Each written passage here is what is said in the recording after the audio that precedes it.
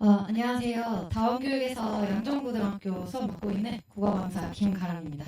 오늘 예비고일 이제 겨울방학 특강 관련해서 좀 이제 설명드리고자 나왔고요. 오늘 강의 내용은 이렇고요. 간략하게 제 소개 먼저 드리겠습니다. 한양대학교 국어국문학과 학사 졸업했고요. 같은 학교에서 국어교육과 석사 졸업했습니다.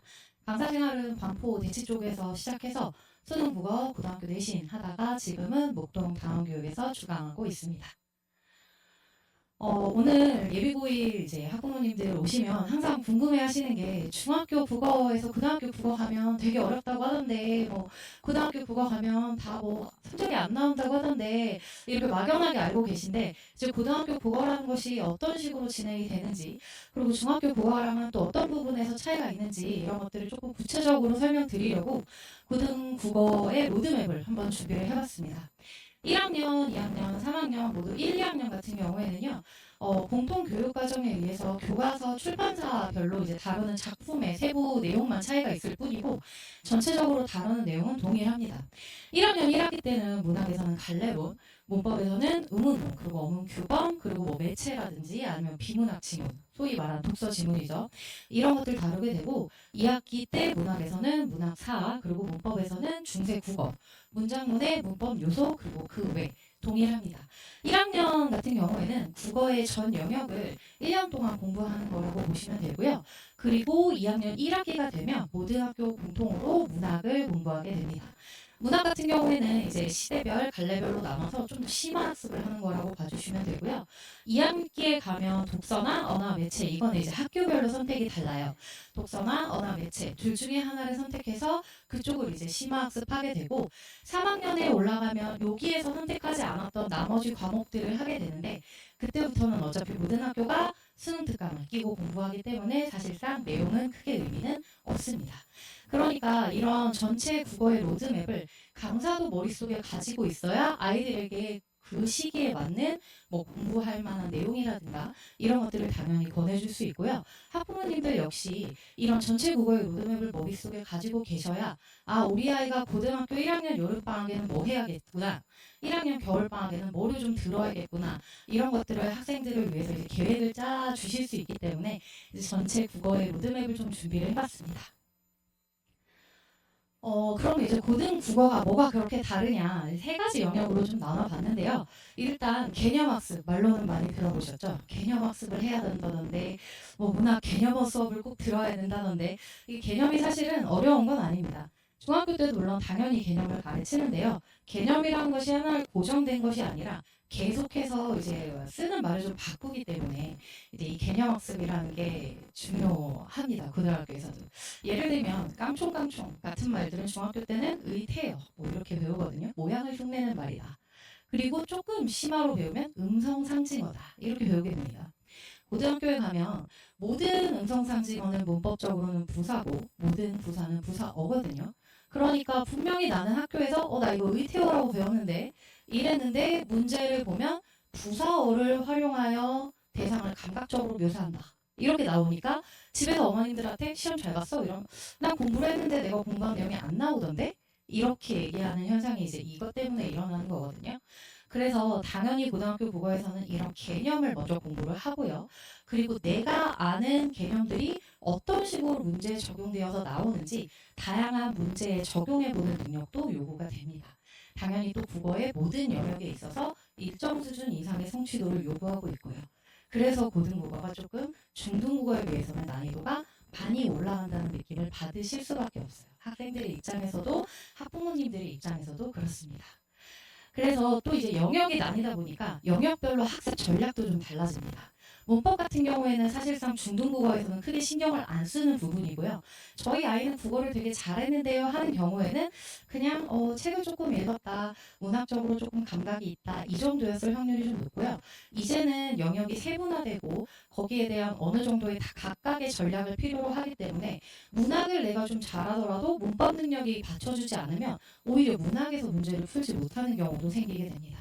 그래서 이런 것들이 이제 머릿속에 넣어두시고 우리 아이가 어디가 부족한지 그리고 우리 아이가 잘못된 학습 전략을 가지고 있는 것은 아닌지 한 번쯤 점검해 보시면 좋을 것 같습니다. 제가 이번에 예비고일을 위해서 준비한 커리큘럼은 14주짜리 커리큘럼인데요. 사실 저는 예비고일 수업에는 그렇게까지 예전에는 강사 초기에는 그렇게 집중을 하지 않았는데 제가 자꾸 고등학교 1학년, 2학년 수업을 하다 보면 학생들한테 너 이거 왜 모르냐? 라는 질문을 자꾸 저도 모르게 하게 되더라고요. 왜냐면 제 생각에는 이맘때쯤에는 이 공부를 하고 왔어야 되는데 이게 잘 안 돼 있는 학생들이 많아서 그래서 제가 결론을 내린 게 내가 커리큘럼을 짜서 아이들의 필요한 공부를 시키고 데리고 끌고 올라오는 것이 가장 좋겠구나라고 생각을 해서 요즘에는 예비고일 커리큘럼에 신경을 굉장히 많이 쓰는 편이고요. 이번에 준비한 예비고일 커리큘럼 역시 국어의 문법, 문학, 독서 전 영역을 기본 이상은 성취도를 낼 수 있도록 짠 커리큘럼입니다. 커리큘럼은 여기 가지고 계신 요인물에 이제 세부 내용이 나와 있는데 사실은 좀 보셔도 뭔 소리지 하실 수도 있습니다. 그래서 설명을 좀 드릴게요. 문법 같은 경우에는 아마 형태론이 가장 앞부분에 나와 있을 텐데요. 제 문법 커리 같은 경우에는 다른 선생님들이 의문을 좀 집중적으로 하시는 거에 비해서 형태론에 많이 포커싱이 맞춰져 있는 수업입니다. 왜냐하면 제가 학교 다닐 때 사실 문법을 가장 못했는데요. 제가 워낙 못하던 영역이다 보니까 혼자 이제 잘하려고 많이 연구를 했던 부분이고 문법 같은 경우에는 제가 단연간 아무리 많은 수업을 해봐도 형태론이 선행되어 있지 않으면 형태론을 잘하지 않는 학생들은 분명히 어느 시점에 한계가 오기 때문에 예비 고일 시간이 가장 많을 때 형태론을 좀 꼼꼼하게 쓰면 하는 마음에서 형태론을 수업의 가장 앞부분에 집어넣었습니다. 문법 같은 경우에는 전 영역에서 기초를 만들 수 있게끔 그러면서 또 고등학교 1학년에서 바로 의문론이 시험 범위에 들어갈 거기 때문에 의문론 같은 경우에는 또 후반부에 배치를 해서 아이들이 이제 겨울방학에 공부했던 거 바로 고등학교 1학년 올라가면 내신 수업에 좀 도움받을 수 있도록 구성을 했고요. 문학 같은 경우에는 시, 소설 뭐 전체 고전이라든가 현대에 이르기까지 큰 갈래, 시대상의 흐름 이런 거시적인 안목을 좀 키울 수 있는 시간으로 준비를 해봤습니다. 왜냐하면 이런 수업을 들어봐야 문학이 일단 재미가 있습니다. 내가 이게 뭔지 모르는 상태에서 새로 작품을 막 보는 거는 사실 저는 큰 의미는 없고 오히려 남학생들 같은 경우에는 문학은 싫다, 문학은 재미가 없어요 라는 말이 나오게 하는 원인이라고 생각을 하기 때문에 문학은 시대나 갈래에 관한 거시적인 안목을 좀 키울 수 있는 시간으로 준비를 해봤고요. 독서 같은 경우에는 저는 어머님들이 가장 많이 물어보시는 부분입니다. 비문학 어떻게 읽죠? 자기 식대로 읽으면 된다고 저는 항상 말씀을 드리거든요. 밑줄을 쳐서 읽든 손 하나도 안 대고 읽든 그건 다 자기 읽기이기 때문에 상관은 없지만 다만 글의 구조를 파악하고 그리고 내가 선별한 글의 정보가 어떻게 선지로 구성되는지는 강사가 이끌어줄 수 있는 부분이라고 생각하기 때문에 예비고일 이 겨울방학에 아이들이 이제 고등학교 3학년 때까지 주어진 시간 중에 가장 긴 겨울방학이거든요. 이때 자기만의 독서를 만들기 가장 좋은 시간이라고 생각하기 때문에 제가 클리닉 같은 데에서 또 1대1로 보면서 우리 아이에게 어떤 읽기 방법이 맞는지 이 아이가 정보 선별에서 어떤 부분에서 실수를 하고 있는 건지 이런 부분을 좀 체크하고 끌어나갈 수 있도록 독서는 자기 거를 만드는 수업을 좀 준비를 했습니다. 물론 영역별로 구성이 되어 있기 때문에 독서에서 우리 아이는 유달리 과학 기술을 못하더라 이런 것들도 당연히 잘 판단할 수 있겠죠. 제 수업 같은 경우에는 수업 소개를 잠깐 드리려고 하는데 제 수업 같은 경우에는 모두 자체 교재를 사용합니다.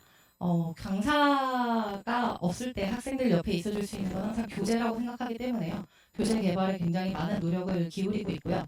그리고 문제 역시 아이들 시간도 없는데 쓸데없는 문제, 잡다한 문제, 지저분한 문제 풀리는 거 저도 별로 좋아하지 않기 때문에 항상 엄선된 자료, 엄선된 문제들로 구성해서 우리 아이들 효율적으로 공부할 수 있도록 제가 많이 신경 쓰고 있습니다.